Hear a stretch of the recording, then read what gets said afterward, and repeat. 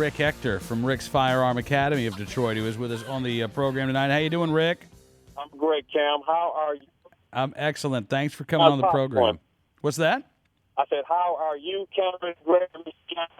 We're doing just fine. All right. It sounds like we may be having some cell phone issues, but we'll try to work around that. So Rick, over the weekend, I mean, you had the Grand Rapids Press, you had the Flint Journal, you had, what else? The Bay City Times, the Saginaw News, all of them coming out with these anti-right to carry stories.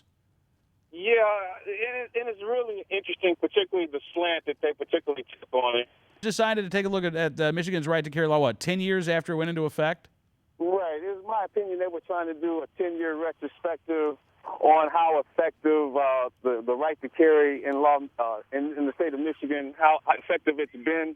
And I guess they created a new story. Their new story was potentially how ineffective some of the counties in the state were actually reporting back the statistics that they're required to do so by law. One of the interesting things about that is that whole addition to the law about conducting statistics, that was something that was really pushed by the pro-gun legislators that wanted to get the law enacted, primarily to show that individuals who have jumped through all the hoops to get a concealed pistol license here in the state of Michigan are far and above more law-abiding than the average citizen when you look at the statistics. And I guess they were doing a 10-year analysis of the data to confirm that. And then the bigger story that they ended up creating was that some counties are not reporting the data like they're supposed to. But I question whether that fact that some counties may not be reporting the data as they're statutorily required to, whether that is something that should say that right to carry is wrong. Well, I mean, look, certainly that's not doesn't have anything to do with the right to carry holders in Michigan. If there's a county reporting problem, then that's with the county. That's not with the right to carry holders themselves. Exactly. So, in my opinion, it's a lot to do about nothing. Okay. Now, when did Michigan's right to carry law go into effect, Rick? It went into effect in 2000. In 2000. That is correct. Okay. And since then, violent crime has dropped from 555 incidents per 100,000 people down to 497. Homicides dropped from 6.7 down to 6.3. Robberies from 138 down to 123. Rapes from 50.6 down to 45.3. Crime has dropped in Michigan since right to carry went into effect, and yet you still see stories like in the Grand Rapids Press, worst fears about concealed guns never materialized, but permits can't be credited for crime drop either.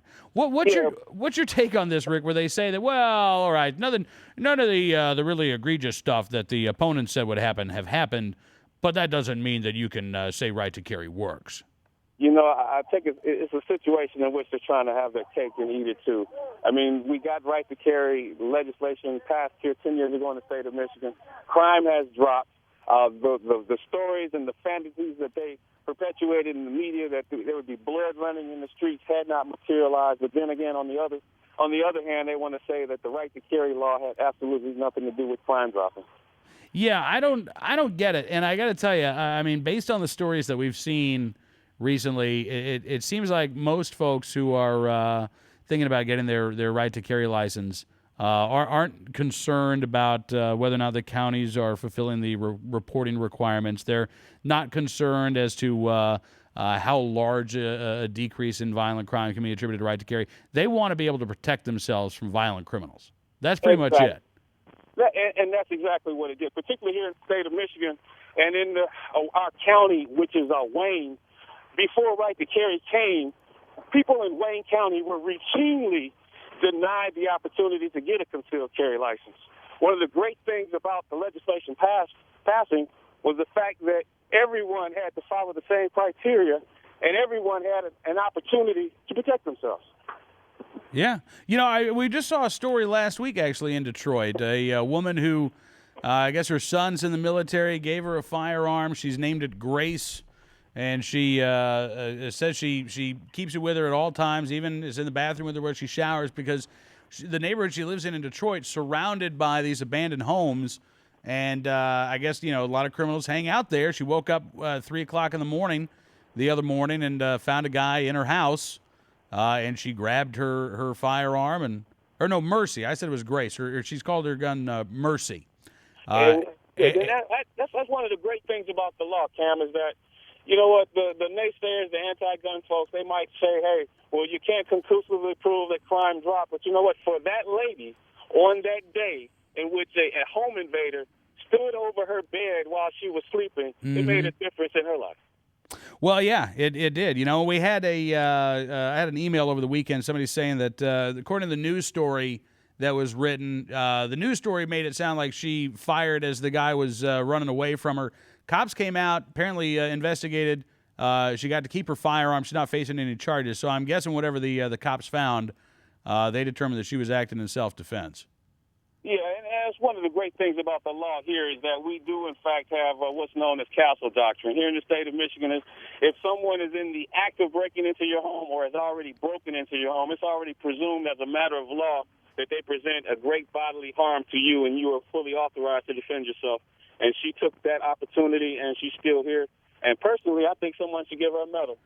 Well, listen, I just hope somebody lets you know about your concealed carry course, because I don't know if she has her right to carry license yet, but I think that's a good next step for her. I would love to see it. All right, hey, Rick, we're almost out of time here, but thanks again for coming on the program, and thanks for setting the record straight about right to carry in Michigan.